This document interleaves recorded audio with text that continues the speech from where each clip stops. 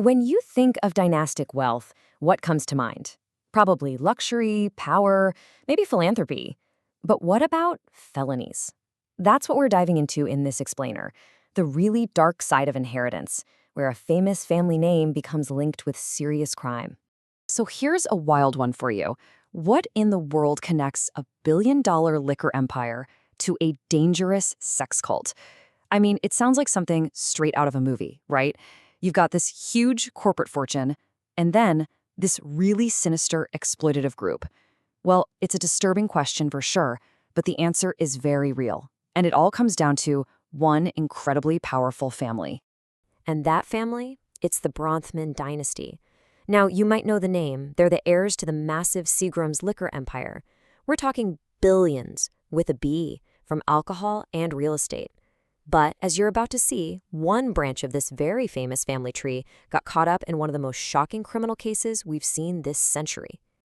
Okay, let's get into it. This is where we introduce NXIVM. And look, this wasn't just some small fringe group out in the middle of nowhere. No, this was a really sophisticated organization that specifically targeted and drew in powerful, influential people. And you guessed it, its connection to the Bronfman fortune is absolutely central to understanding how the whole thing worked and the incredible damage it caused. So here's the connection, plain and simple. Two heiresses from the Seagram's fortune, they weren't just casual members. They were key players high up in NXIVM. And their money?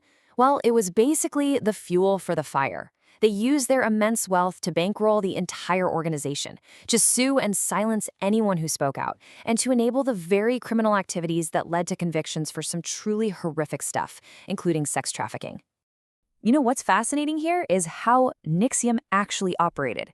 This wasn't random at all. It was a very calculated step-by-step process. First, step 1, they went after the elite, luring in people with money and influence. Then, step 2, they got them financially entangled, using their fortunes to fund the whole operation, which made it super hard to leave. And finally, step 3, it all escalated into straight-up criminal exploitation. We're talking sex trafficking and forced labor. It's a terrifying journey from what looked like a self-help group to a full-blown criminal enterprise. So when you hear a story like this, it's really easy to just dismiss it, right? To think, wow, that is just a bizarre one-off thing, a total anomaly. But what if it's not? What if this shocking case is actually just one really extreme example of a much wider pattern? And that's where we get to the core idea here. This isn't just a shocking story. It's part of a bigger pattern that the source material we're looking at calls dynastic deviance. So now, we're going to zoom out from the specifics of NXIVM and look at this bigger framework that might just help explain this kind of behavior among the ultra-wealthy. All right, so what exactly is dynastic deviance? Let's break down the definition. This isn't just about any rich person committing a crime. The key here is that it's about the heirs of massive fortunes. It's when their inherited wealth and their family name get tangled up with a legacy of really significant criminal behavior. So it's not just an individual, it's about the entire dynasty becoming associated with deviance. Now, to really get a handle on this idea, we have to look beyond just one case, because it's not all about sex cults. The XVM story, as wild as it is really just on one end of a pretty wide and, frankly, disturbing spectrum of crime. So let's check out a few other examples of what the source calls inherited infamy. Okay, this table really lays it all out. Of course, you've got the Bronfman heiresses with the NXVM cult, but then look at this. Steve Banerjee. He created the Chippendales Empire and was involved in a murder-for-hire plot to take out his competition. Whoa. And then on the other end, more on the financial side, you've got someone like Leona Helmsley, the real estate tycoon, who is notorious for massive tax evasion. So you see, the crimes themselves are all over the map, but that common thread is always there, dynastic wealth linked to serious crime. So what's the big takeaway here? These scattered heirs, which is what the source calls them, really show that this kind of deviance isn't just one thing. It's not a monolith. It can be a financial crime, like trying to cheat the government out of millions, or it can be something brutally violent, like, plotting a murder.